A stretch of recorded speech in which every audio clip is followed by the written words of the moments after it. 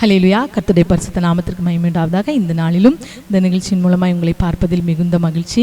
இன்றைக்கும் ஏசப்பா உங்களுக்கு கொடுக்கிற வார்த்தை, நான் உனக்கு ஒத்தாசை அனுப்புவேன் அப்படின்னு சொல்லுகிறார். ஒத்தாசை அனுப்பி உன்னை ரட்சிப்பேன் என்று வாக்கு கொடுக்கிறார். சங்கீதங்களின் புஸ்தகம் 57வது அதிகாரம் 3வது வசனத்தில், என்னை விழுங்க பார்க்கிறவன் என்னை நிந்திக்கையில் அவர் பரலோகத்திலிருந்து ஒத்தாசை அனுப்பி என்னை ரட்சிப்பார். ஆமேன். பரலோகத்திலிருந்து இன்றைக்கு உங்களுக்கு ஒத்தாசை அனுப்பி உங்களை ரட்சிப்பேன் என்று வாக்கு கொடுக்கிறார். இன்றைக்கு ஒத்தாசைனா என்ன? இன்னைக்கு நம்ம ஒரு காரியத்தை, உதாரணத்துக்கு ஒரு கனமான பொருளை வெயிட்ட தூக்க முடியாமல் இருக்கிறோம்.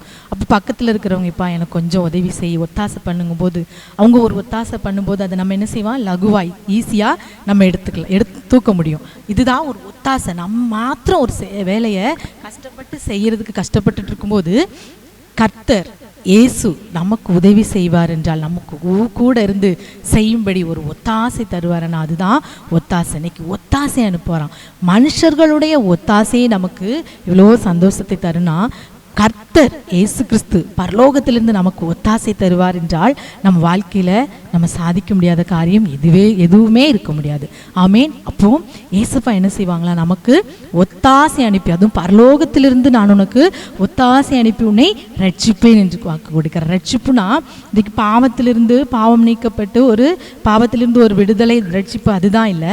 எந்தெந்த எல்லா காரியத்திலிருந்து நம்ம விடுவிக்கப்படுவது ரட்சிப்பு தான்.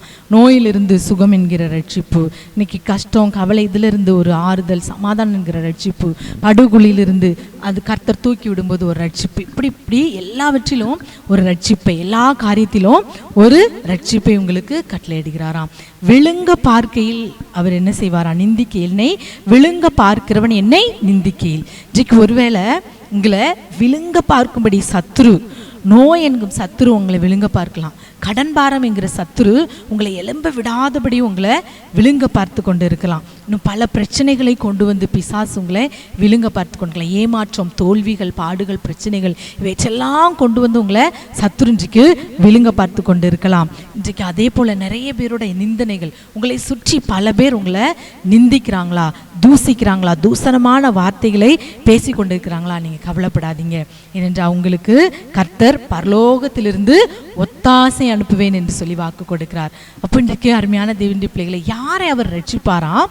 1வது வசனத்துல பாருங்க, என் ஆத்துமா அண்டிக் கொள்கிறது. என் ஆத்துமா யாரை அண்டிக் கொள்கிறது? தேவனை அண்டிக் கொள்கிறது. விக்கிரங்கள் கடந்து போகும் மற்றும் செட்டைகளின் நிலையிலே வந்து அடைவேன். அப்போ யாருடைய ஆத்துமாலாம் கர்த்தரை அண்டிக் கொள்கிறதோ, கர்த்தரை பற்றி கொள்கிறதோ, அவரோடு இணைந்து அவரை சேர்த்து கொள்கிறதோ அவங்கள கர்த்தர் ரட்சிப்பாராம். அடுத்து அவருடைய செட்டைகளின் நிழலிலே வந்து அடைகிறவர்களே அவர் ரட்சிப்பாராம். கர்த்தரை அண்டிக் கொள்கிறதுனா எந்த சூழ்நிலையில் அவரை பற்றி கொள்வது, மரணமானாலும் ஜீவனானாலும் உயர்வானாலும் தாழ்வானாலும் துன்பமானாலும் இன்பமானாலும் வெற்றியானாலும் தோல்வியானாலும் எந்த சூழ்நிலைகளிலும் ஏசப்பாவே நாம் பற்றி கொண்டிருப்போம் என்றால் அப்படிப்பட்ட பிள்ளைகளை அவர் என்ன செய்வார், அவர்களுக்கு ஒத்தாசை அனுப்பி அவர்களை ரட்சிப்பாராம். அவருடைய செட்டைகளின் நிழலில் நம்ம போய் அடைக்கலமாய் நாம் இருப்போம் என்றால் அப்படிப்பட்ட எந்த சூழ்நிலையிலும் அவர் செட்டைகளுக்குள்ள ஓடுவோம் என்றால், அவர் பாதுகாப்புக்காக மனுஷரை ஓடாதபடி அவர் செட்டைகளுக்குள்ள ஓடுவோம் என்றால் அப்படிப்பட்ட பிள்ளைகளுக்கும் கர்த்தர் என்ன செய்வார்,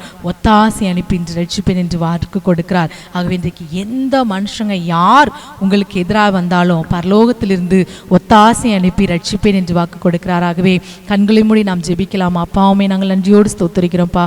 இந்த நல்ல வேலைக்காகவுமே நாங்கள் துதிக்கிறோம், ஸ்தோத்திரிக்கிறோம். இந்த வார்த்தையின்படி அப்பா நீர் ஒத்தாசை அனுப்புங்கப்பா. எனக்கு ஒத்தாசை வரும் பர்வதங்களுக்கு நேராக என் கண்களை ஏறெடுக்கிறேன் என்ற வார்த்தையின்படி அப்பா நீர் இந்த நாளில் பரலோகத்திலிருந்து பிள்ளைகளுக்கு ஒத்தாசை அனுப்பி எந்தெந்த காரியத்தில் ஒத்தாசை தேவையோ அந்தந்த காரியத்தில் ஒத்தாசை அனுப்பி கை தூக்கி எடுக்கும்படியாக நாங்கள் ஜெபிக்கிறோம் தகப்பனே. இந்த நாளிலும் அப்படியே நீர் உதவி செய்து தூக்கி எடுக்க போகிற கிருபைக்காக ஸ்தோத்திரம். எங்களை முற்றிலும் உடைய கரத்தில் ஒப்பு கொடுக்கிறோம்.